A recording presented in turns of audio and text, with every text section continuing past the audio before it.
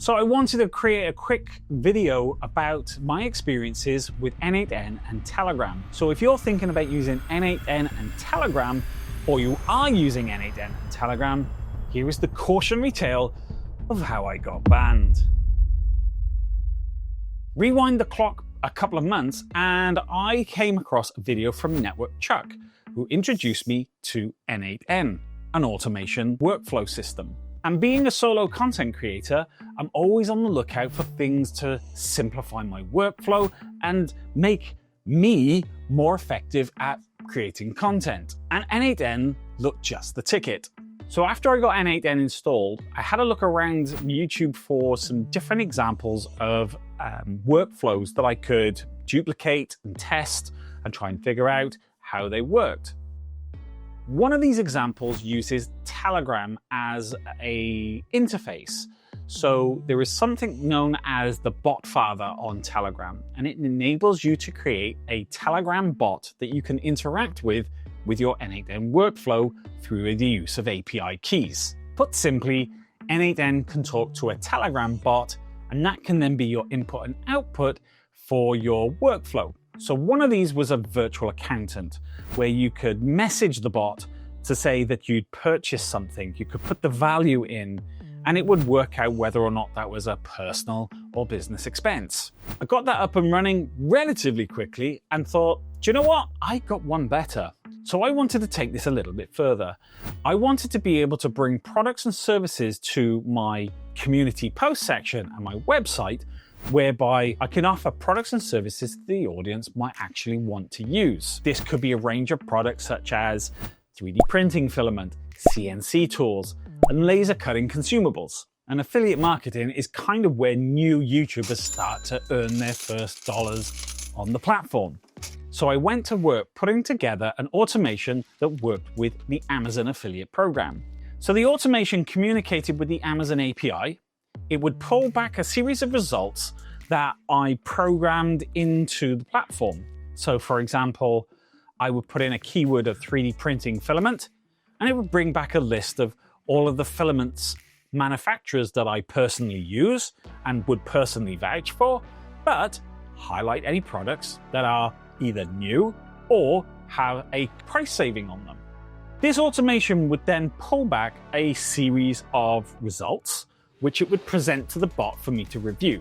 So I would be on my phone, I would type in the product type, and on my phone would return the results telling me whether or not this was something that I would want. I then programmed into the automation to review a particular product, and that would then pull the specific content of that product into the bot.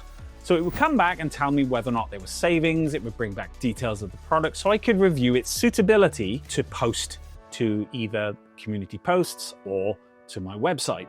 There was always going to be a human in the middle of this process, because I don't necessarily trust AI like ChatGPT with the keys to the castle. So I went backwards and forwards, typing in these different details, and it would then bring up the product listing in a text format that I could just copy and paste into the community posts. Now the intention was that this bot was always going to be closed. It was going to be something that I would use personally. It wouldn't be that this bot would be used to a community or anything like that. It would always be a one-on with me and the bot, nobody else. After a period of trialing out this workflow, I received an unusual message within the Telegram app to tell me that my account was frozen. Looking further into this, the report stated that someone reported me for a breach of terms of service, and this was validated by one of their admins.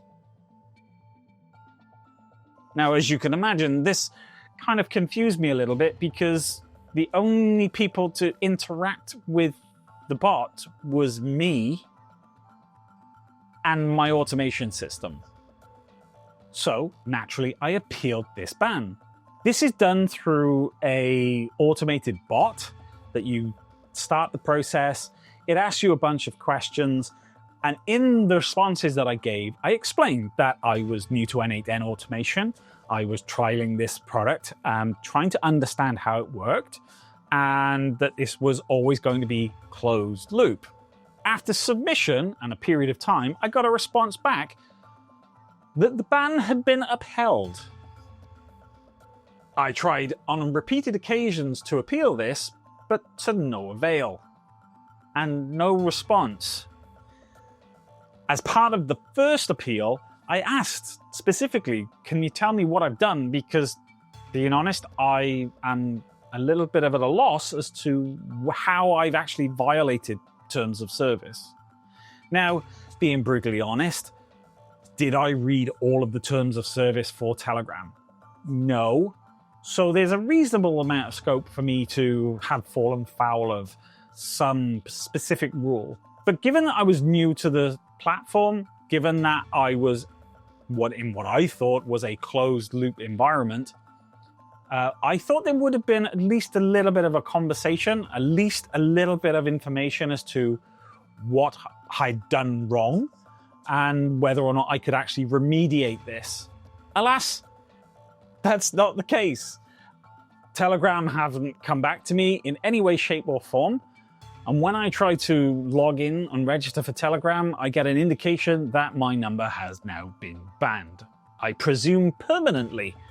To work around this problem, I've had to create a Discord bot, which I've created an integration with Node-RED to create the bot connection and pass all of the context of my automation through an MQTT broker. So ultimately, I still have this automation, albeit through a more convoluted method.